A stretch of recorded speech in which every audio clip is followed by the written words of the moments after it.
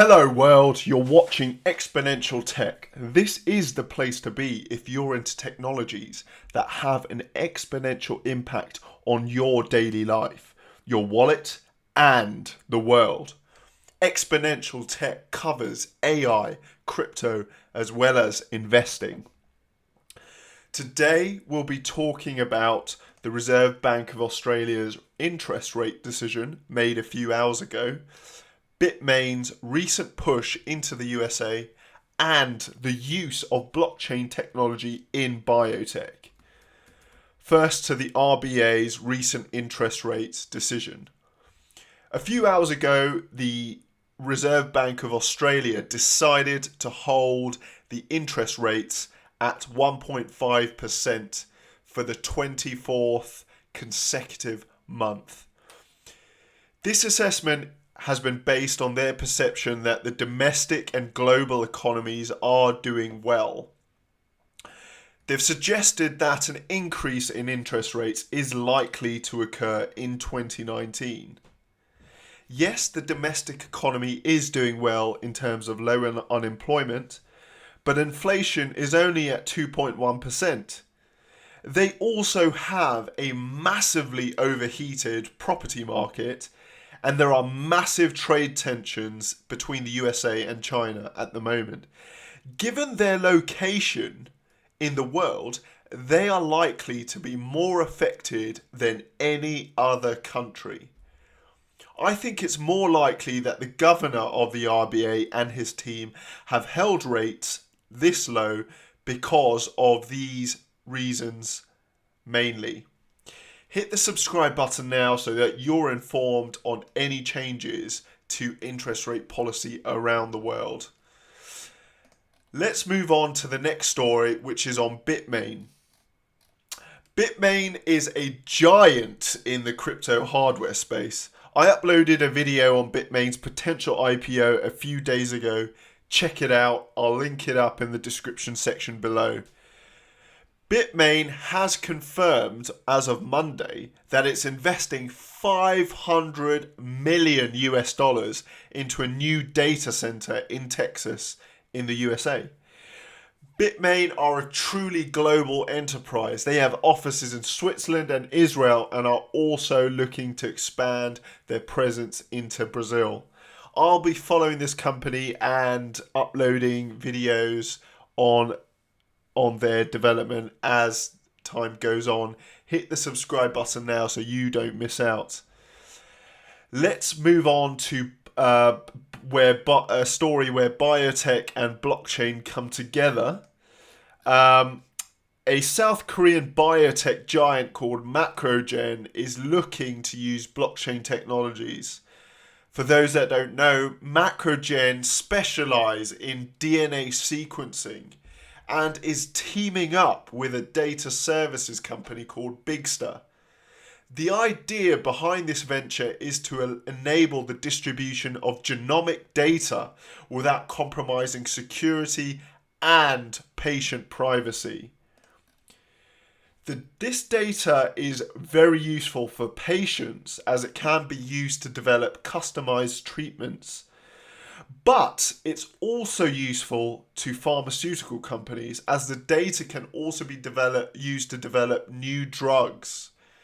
Guys, we're going to be seeing a lot more projects like this where blockchain and technologies, other technologies, especially AI, technologies that utilize big data come together. We're just at the right time for this. As AI requires large amounts of data, much of this data is based on personal information. As AI matures, the data creators will start to demand more commercial rights and exert more control over the data. We're seeing this with projects like Steemit by Dan Larimer. Check out the project.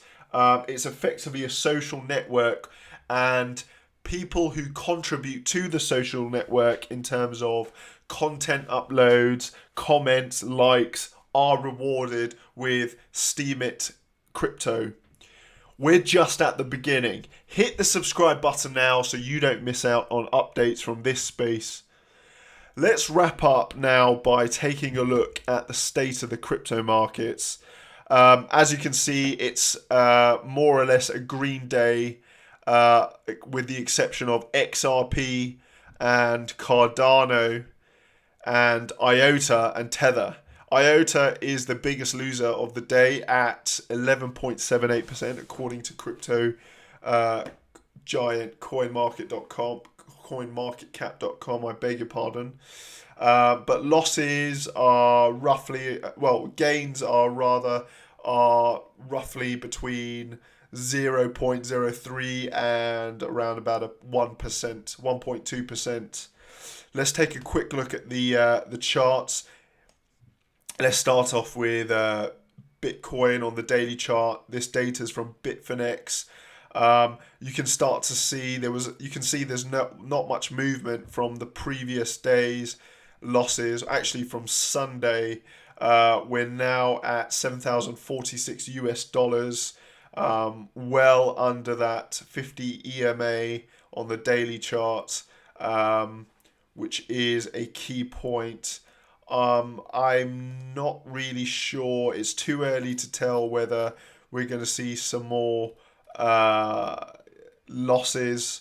It's one of those days where you've just got to see what happens. But rest assured, I'll be keeping you up to date on market movements. Let's have another quick look at Ether. Ether is still continuing to bleed. I think this Ether is going to reduce in values again. I think it's likely we will probably retest these lows in April 367. We're currently at 408 at the moment. Again, it's a watch and wait to see what happens kind of situation. But yeah, I'll keep you up to date on what's going on. Right, that's it for me. If you like this episode, hit the like button and be sure to subscribe. Also, sign up for the alerts in your browser and on your mobile phone. I'm going to be dropping a lot more content that will impact your trading and investing decisions, and also your outlook on technology. Also, let me know what you thought of this episode in the comment section below. I work for you, so if you want me to cover something in particular, just let me know. As always, the articles I've discussed are recorded in the description section below so that you can read them yourself if you want to. For now, have a fantastic day wherever you are in the world. It's me, Chris, signing off. Take care.